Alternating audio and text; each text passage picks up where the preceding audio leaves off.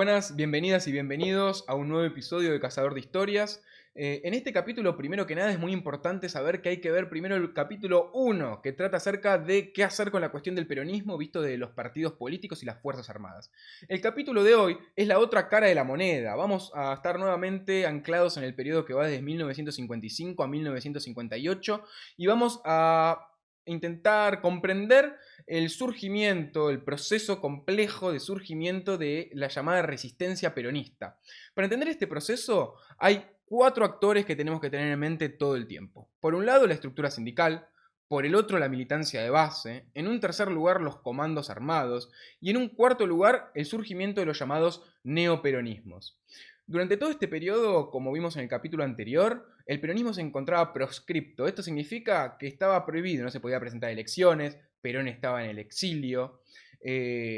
Entonces, este vacío legal, si se quiere, crea las condiciones para que la resistencia se desenvuelva en los márgenes de la institucionalidad. Entonces se puede decir que la resistencia peronista opera en los márgenes extrainstitucionales de la sociedad argentina. Durante este periodo es clave entender que el sindicalismo se va a convertir en el principal canal de expresión del movimiento y que va a ocupar un rol central debido a su posición defensiva y de oposición. Va a tener un poder de desgaste increíble en los sucesivos regímenes. Todo esto es muy importante entenderlo porque también dentro de la resistencia peronista vamos a poder matizar diferentes líneas, las diferentes discusiones. Por ejemplo, por un lado, cuáles eran las políticas que buscaba llevar a cabo el sindicalismo, cuáles eran las de los comandos, qué fricciones internas se encontraban al interior del movimiento, cómo se desenvolvían. Y bueno, y a lo largo de los siguientes capítulos vamos a lograr comprender a qué llega todo esto, ¿no? Las famosas divisiones entre el peronismo de derecha, de izquierda. Bueno, hay una serie de cuestiones que son muy interesantes, en el cual yo creo que el germen de todo esto surge en este periodo. Entonces, bueno, espero que disfruten el capítulo y bueno, nos estamos viendo, allá vamos. Eduardo Lonardi era el presidente de facto y el representante del grupo nacionalista católico en el gobierno, que sostenía una idea de conciliación con el peronismo, graficada especialmente en la afirmación de que no había ni vencedores ni vencidos, y que por tanto sostenía la necesidad de mantener canales de diálogos con los grupos del sindicalismo peronista para así evitar medidas de fuerza y lograr mantener el débil equilibrio político. Su sector veía posible que el peronismo mantuviese el dominio dentro de la clase obrera y sus instituciones, siempre y cuando hubiera habido una depuración de los dirigentes imbrincados en lo que consideraban la corrupción del régimen. Lo que rescatan del peronismo era la injerencia que tuvo sobre la clase obrera y por tanto su avance contra el sindicalismo comunista, muy poderoso en los años previos a la llegada de Perón. En el momento inmediato al golpe, la cúpula sindical de la CGT no tomó una acción de oposición concreta al nuevo gobierno. Ante la política de conciliación de Lonardi, respondieron que era imperante la necesidad de mantener la más absoluta calma y a cada trabajador en su puesto por el camino de la armonía. Mientras las instancias de diálogo ocurrían de hecho y Lonardi prometía que se respetarían las medidas de justicia social alcanzadas durante el peronismo, diferentes grupos de sindicalistas y militantes socialistas y radicales asaltaban los locales de los gremios para eliminar a los grupos peronistas que continuaban allí establecidos. La postura de Lonardi era incompatible con las posiciones del sector más duro, encabezado por el vicepresidente Isaac Rojas, que demandaba la intervención de la CGT para así eliminar todo vestigio de peronismo y erradicarlo del escenario político argentino para siempre. Podríamos preguntarnos, ¿cómo podría ser la cúpula sindical para hacer concesiones al gobierno de facto sin socavar su propia base de poder? Tanto el sector nacionalista católico como Luis Benito Cerruti Costa, que era el asesor legal de la Unión Obrera Metalúrgica Argentina y ahora elegido por el sector lonardista como ministro de Trabajo, eran políticamente demasiado débiles para dar la seguridad a los dirigentes sindicales de que las concesiones no socavarían su liderazgo, ya que era imposible obviar el rol de la militancia de base peronista, mucho más combativa, que durante todo este periodo impregnó el plano político en la toma de decisiones, tanto de la jefatura sindical como del gobierno. Si la CGT estaba dispuesta a conceder en demasía, la ola popular de las bases peronistas estaría sin duda dispuestas a demostrar su fuerza. La única manera de que no desbordaran los marcos normativos era que la cúpula lograra frenar los ataques de los comandos y militantes radicales y socialistas a los sindicatos. Así es como la militancia de base comenzó a constituirse como un actor central en el proceso de negociación gobierno-sindical. Ante el llamado a un proceso electoral dentro del sindicalismo, los grupos de oposición a la política de conciliación se mantenían alarmados, justamente por los amplios márgenes que tenían los sindicalistas peronistas para seguir ocupando sus puestos. Esto llevó a que se ejerciera una amplia presión dentro del grupo gobernante para que se abandonase la política de conciliación. Los ataques a los gremios peronistas por comandos civiles antiperonistas continuaron. Cerruti Costa, por medio de un decreto, despoja a todos los dirigentes gremiales de su poder y designa a 3 interventores por sindicato mientras se llevara a cabo el proceso de elección interna y se nombra un nuevo administrador de la CGT. Dirigentes peronistas como Luis Natalini del Sindicato de Luz y Fuerza y el textil Andrés Framini permanecerán a la cabeza de la CGT. En el caso de los sindicatos en los que no había conflicto interno, podrían seguir a cargo sus dirigentes, pero acompañados por 2 supervisores hasta que llegara el momento de las elecciones internas. Allí donde había conflictos se designarían interventores. La cuestión sindical fue esencial para comprender la ruptura interna en el gobierno. Ante la creciente tensión e inestabilidad del sistema político argentino y la incapacidad por parte de Lonardi de maniobrar en el juego de fuerzas, se ve forzado a renunciar. Asume así, el día 13 de noviembre, Pedro Eugenio Aramburu la presidencia de la Nación. Como vimos en el capítulo anterior, su política sindical fue mucho más dura. Se renuevan los ataques a los locales sindicales, la CGT llama una huelga general que se declara ilegal por parte del gobierno. Inmediatamente se intervino la CGT, se designan interventores para tomar bajo su órbita el control de la estructura sindical, se suspenden las leyes gremiales y paritarias y se disuelven las comisiones internas en los sitios de trabajo. Todo esto significó un aumento del control patronal sobre los espacios obreros y la fuerte caída del nivel de vida obrero. Sumado a todo esto, se decretó la proscripción del Partido Peronista y se sancionó el decreto 7107, que separaba de la actividad gremial a todos los que ocuparon posiciones de liderazgo en la CGT o sus ramas sindicales entre el 52 y el 55, así como a aquellos que formaron parte del Congreso de la CGT del año 1949. Todo esto se tradujo en la persecución y encarcelamiento de dirigentes gremiales. En su conjunto, toda esta serie de medidas tendieron a depurar en cierto sentido la vieja cúpula sindical, lo que permitió que se autonomice la militancia de base y surgieran nuevos dirigentes sindicales que se alejaron de aquellos grupos que buscaban la conciliación. Las medidas dirigidas por el gobierno hacia la racionalización del trabajo, el incremento de la productividad, el ataque a los delegados, los despidos y el aumento de la carga de trabajo encontraron 2 puntos de resistencia. Por un lado, fueron padecidas de manera palpable por los obreros, que padecieron esto en sus experiencias cotidianas. También se avanzaba contra supuestos de índole cultural y social que habían nacido en el seno de la clase trabajadora por efecto de la experiencia vivida durante el peronismo. Todo esto llevó a que se reforzara su identificación con Perón, y tal como plantea Daniel James, es justamente en contra de estas políticas que debilitaban su posición, junto a las que avanzaban contra el peronismo, que la clase trabajadora se embarca en la resistencia peronista. A fines de 1955, Perón escribe las Instrucciones Generales para los Dirigentes, en la cual sostenía que el objetivo último de los peronistas era desgastar al régimen. Para él la estrategia debía ser la guerra de guerrillas, ya que un combate directo contra los militares sería la ruina. Perón sostuvo la necesidad de llevar a cabo múltiples acciones que desgastaran al régimen y volviera ingobernable al país. En el plano obrero se debía mantener huelgas constantes y una baja productividad. Se debía por fin llegar a una huelga general revolucionaria, que llevaría, según Perón, a una insurrección nacional que posibilitaría su retorno. Los comandos armados y los grupos leales de las Fuerzas Armadas ocuparían un lugar central en este proceso.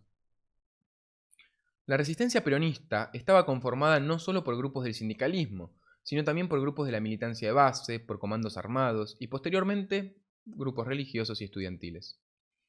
Todos ellos comenzaron a ocupar un lugar central en los márgenes de los canales institucionales. Empezaron a actuar de manera episódica, dispersa y desorganizada. Se empezaron a sentir en las calles los famosos caños peronistas, que eran bombas caseras puestas en lugares públicos. Otras iniciativas iban desde las pintadas hasta el lanzamiento de periódicos leales a Perón. Se intervenían las pintadas de Cristo vence y se las readaptaba en Perón vuelve o viva Perón. No solo la imagen de Perón como un retorno al pasado, sino también la vuelta al viejo país peronista comenzó a tener un peso excepcional. Los volantes acerca de su retorno o la leyenda de un avión negro en el cual vendría Perón para dirigir al pueblo en la lucha contra la tiranía comenzaba a hacer eco en la vida cotidiana.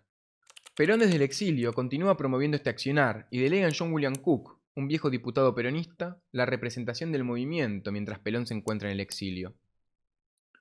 Cook no solo es el referente central de los comandos coordinados de la resistencia, sino que también es el principal actor que haría que el peronismo diera un fuerte giro a la izquierda, siendo un tenaz partidario de la adhesión al nacionalismo revolucionario y al socialismo. En marzo de 1956 se decreta la prohibición a la utilización de propaganda peronista, de las imágenes, símbolos, signos, doctrinas, artículos y obras artísticas representativas del peronismo, la utilización de la fotografía, retrato o escultura de los funcionarios peronistas o sus parientes, el escudo y la bandera peronista, el nombre del presidente depuesto, el de sus parientes, las expresiones peronismo, peronista, justicialista, justicialismo, tercera posición, la abreviatura APP, las fechas exaltadas por el régimen depuesto, las composiciones musicales denominadas La Marcha de los Muchachos Peronistas y Evita Capitana, la obra La Razón de mi Vida. Luego de estas medidas, el 9 de junio de 1956, el general Juan José Valle se levanta en armas para derrocar a Aramburu y traer a Perón del exilio. El levantamiento fracasa y el gobierno de facto establece la ley marcial, lo que dio inicio a los famosos fusilamientos obreros, que dieron a la autoproclamada Revolución Libertadora el renombre popular de la fusiladora. El general Valle es fusilado aquí, en el actual Parque Las Heras, en Coronel Díaz y Las Heras. Otro factor esencial del periodo es el surgimiento de los neoperonismos, el peronismo sin Perón.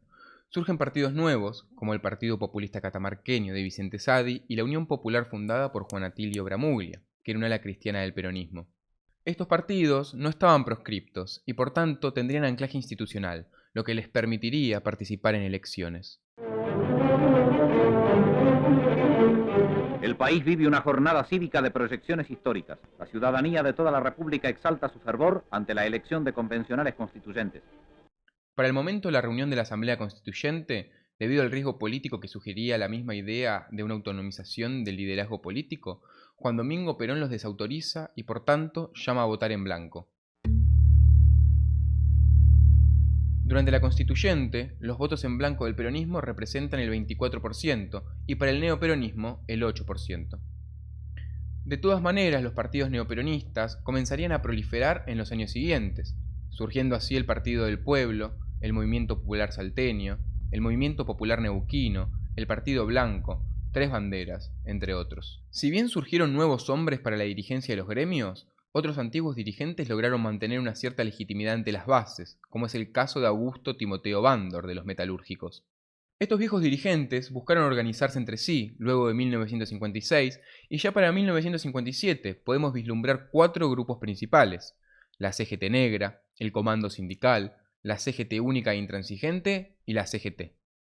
Todas acrecentaron su poder cuando en 1957 se unen y forman la CGT Auténtica, cuyo secretario general era Andrés Framini, un viejo dirigente que mantuvo su renombre por haber tomado una posición intransigente durante el año 1955 y por su posterior encarcelamiento.